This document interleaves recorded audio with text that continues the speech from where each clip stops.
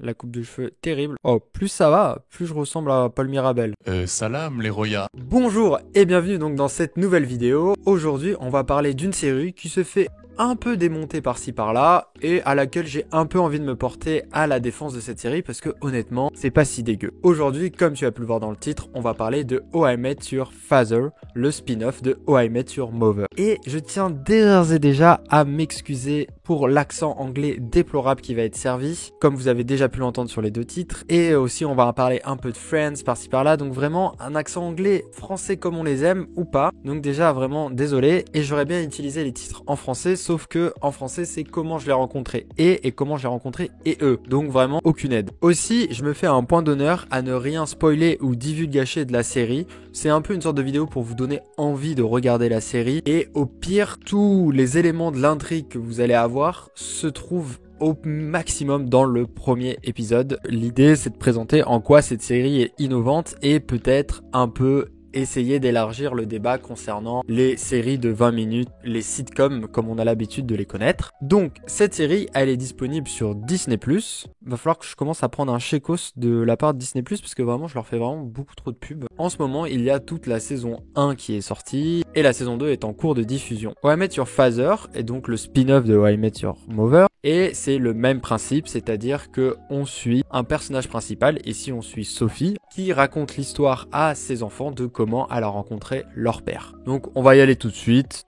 How I Met Your Mother a été une série qui a été classée généralement comme la digne héritière de Friends, sortie en 2005 et qui a duré donc jusqu'en 2014. Cette série a su diviser comme c'est pas permis avec sa fin, mais c'est pas l'objet de la vidéo, c'est juste pour dire que How I Met Your Father s'attaquait à un panthéon des sitcoms et surtout était quand même très attendu, ne serait-ce que par le nom qu'il porte, par les créateurs qui sont derrière et par l'aura qu'avait la série How I Met Your Mother. Et pour moi, le défi, ils l'ont relevé. Déjà parce que la série est moins pire que Joey, qui était quand même le spin-off de Friends et qui est, je pense, une des pires séries jamais faites. Mais aussi parce que ils ont su apprendre des erreurs de How I Met Your Mother et d'en faire une série qui était fondamentalement mieux construit. Par contre, petit aparté, je vais un peu divulgacher, spoiler How I Met Your Mother. Donc bon, premier point, c'est que on ne voit pas les enfants, enfin l'enfant particulièrement, à qui la mère raconte l'histoire. C'est-à-dire que je sais pas si vous vous souvenez, dans How I Met Your Mother, c'est l'inverse, on voit tout le temps les enfants, ce qui a d'une part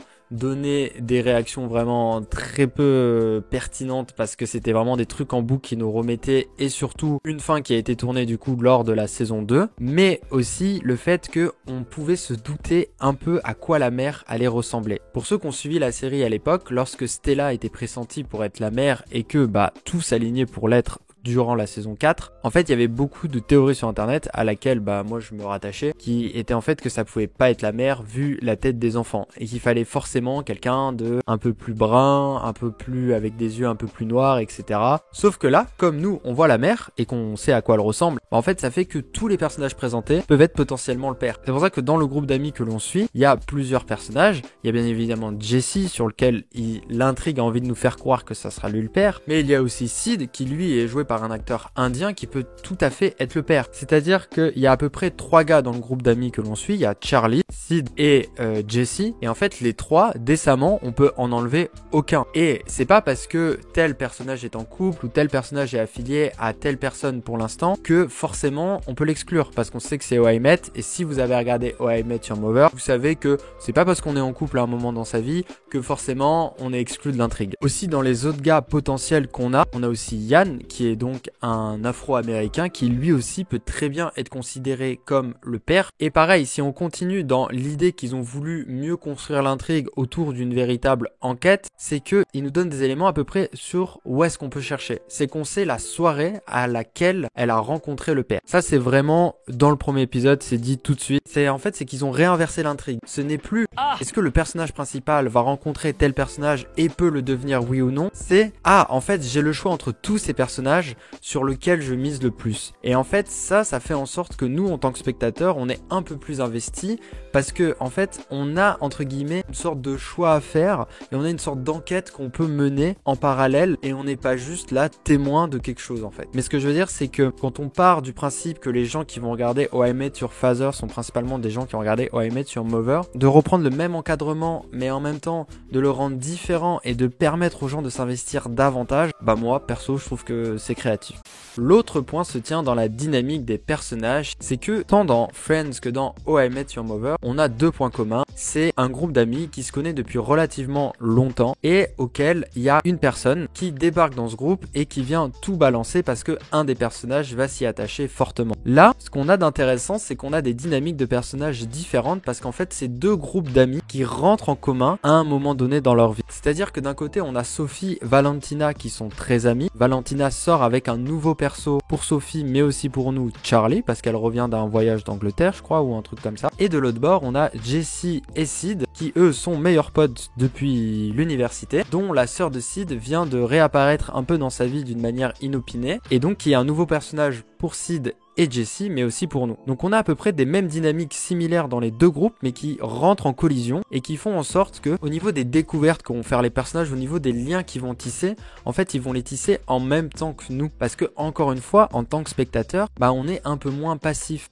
Donc ensuite, en troisième argument, j'ai envie de dire, ce qu'on peut apporter, c'est l'innovation qu'ils font dans la réécriture et dans la reprise d'intrigue, qui est quand même assez un renouveau, je trouve, et un défi d'écriture. C'est-à-dire que la plupart des épisodes de Friends, par exemple, ou de How I Met, souvent, ils se ressemblent. Dans l'absolu, ça aborde à peu près les mêmes thématiques, c'est un peu les mêmes ressorts comiques, les mêmes ressorts scénaristiques, mais les trois quarts des intrigues aujourd'hui ne fonctionneraient plus parce que, en fait, on a tous des téléphones portables, par exemple. Par exemple, tout un épisode entre Joey et Chandler dans lequel Chandler ne donne pas le message pour un casting à Joey. Aujourd'hui, cette intrigue ne fonctionne plus étant donné qu'on a tous des téléphones cellulaires dans nos poches et que ça marche soit par texto, soit par courriel, soit par truc. On est beaucoup plus connectés. En tout cas, quand je dis nous, j'entends par là des personnes qui vivent à New York dans des appartements beaucoup trop grands et tu comprends pas comment ils font pour payer leur loyer. Et en fait, How I Met Your Father a réussi à prendre ce défi et à l'accepter et à essayer de renouveler les intrigues au goût du jour et honnêtement ça fonctionne de fou. Par exemple, au lieu de sortir dans un bar avec des amis pour rencontrer quelqu'un, chose que en vrai ça va parler à beaucoup moins de gens que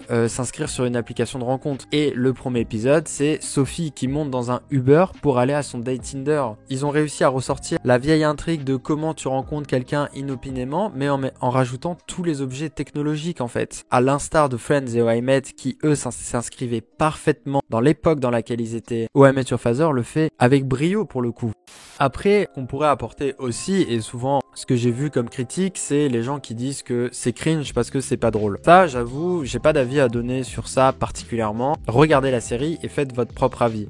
Pourquoi ? Parce que je considère en partie que l'humour est pas mal subjectif. Surtout, pourquoi je me permettrais de moins revenir sur l'humour, c'est que ma théorie personnelle que j'ai sur les sitcoms, c'est que ça prend environ 3 saisons avant que la série devienne vraiment bien. Je m'explique. La première saison est généralement une saison entre guillemets test où tous les épisodes sont écrits à l'avance et où les acteurs ont peu de place parce qu'il faut qu'ils s'approprient leur personnage. La deuxième saison, les gens sont un peu plus à l'aise, les acteurs sont un peu plus à l'aise, ils ont appris à dompter leur personnage beaucoup mieux et les écrivains ont écrit aussi des épisodes vis-à-vis de leurs acteurs. Et aussi, autre point non négligeable, les acteurs commencent à se connaître entre eux. Et la saison 3, justement, c'est le meilleur moment. Les personnages sont complètement maîtrisés par leurs acteurs. Le public est lui embarqué dedans. Les acteurs aussi entre eux ont des dynamiques qui à ce moment-là généralement fonctionnent très bien. Forcément je vais comparer, mais How I Met Your Mother, regardez les premiers épisodes, il n'y a pas de dynamique entre Barney et le reste de la série. Même la dynamique entre Ted et Marshall, t'as l'impression qu'ils sont pas potes en fait. En fait on a l'impression qu'on nous vend des amitiés de longue date alors que les gars ils viennent de se rencontrer et ça se voit un peu, tu vois. Regardez aussi les bloopers et regardez les on stage etc. entre Courtney Cox et Matthew Perry et vous vous rendrez compte que pourquoi ils font seulement une des meilleures intrigues amoureuses de la télé qui est donc entre Monica et Chandler et qu'elle arrive quand à la saison 4 et là c'est parce qu'en fait la dynamique entre les deux acteurs était quelque chose de très inexplicable mais ça fonctionnait de fou et donc forcément la saison 1, elle peut ne pas être très bonne, la saison 2 moyenne et la saison 3 sera probablement très bonne. Et que en fait, How I Met Your Father part avec cette énorme problématique qu'il doit marcher dans les pas des grands. On s'attend à ce qu'au niveau de la saison 1, il soit aussi bon que Friends et How I Met. C'est impossible qu'il soit aussi bon. Donc en fait, pour ces à peu près 3 raisons-là, je trouve que How I Met Your Mother mérite le bénéfice du doute, mérite que les gens la regardent plus. Et en fait, moi, ça m'amène à me poser cette question. Mais c'est vraiment une question ouverte, j'ai pas d'avis parce que j'y réfléchissais juste. Mais est-ce qu'il y a encore des sitcoms qui fonctionnent? Est-ce que c'est encore un format qui est attendu à la télé? Quand on voit les records d'audience et à quel point ça a marqué des générations, des séries comme Seinfeld, des séries comme Friends, des séries comme How I Met Your Mother, mais aussi des séries comme The Office, on voit que passé 2015-2016, j'ai l'impression qu'il y a eu un tournant où les séries sitcoms se sont un peu entre guillemets effondrées. Moi je me souviens vaguement, parce que je suis pas si vieux que ça non plus dans ma vie, que How I Met Your Mother était une série attendue à la hauteur de est-ce qu'elle va être capable de reprendre le flambeau de Friends. Et d'ailleurs c'est sorti en 2005, Friends est sorti en 2004, donc probablement que le projet était un peu en amont. Moi je me pose la question, est-ce que c'est un format qui tente encore les gens? Est-ce que c'est des décisions des chaînes de peut-être moins en produire? C'est sûr que quand on voit toutes les dernières séries qui explosent et qui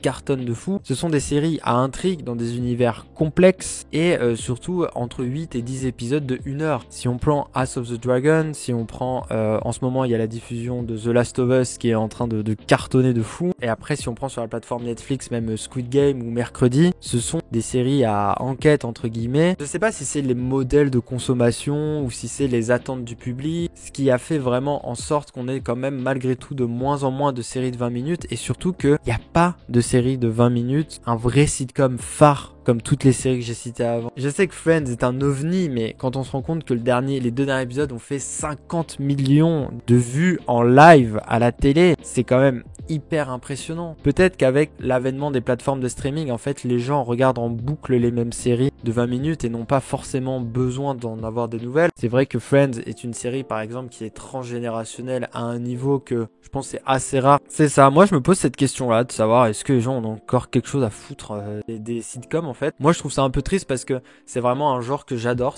Moi personnellement je trouve que c'est mon genre préféré. C'est un genre de série qui demande beaucoup de rigueur, qui demande énormément d'imagination et qui demande beaucoup aussi de renouveau, de se renouveler. C'est un genre difficile qui est très codifié et surtout c'est un genre quand il s'agit de faire rire, c'est une des émotions les plus dures à déclencher selon moi. Donc je trouve que c'est un exercice très difficile de faire un très bon sitcom. Et pour moi, un très bon sitcom marquera 100 fois plus que n'importe quelle série. Mais je trouve que justement, voilà, ça manque de sitcom en ce moment. Et j'ai pas vraiment de réponse de pourquoi. Je suis juste un peu déçu.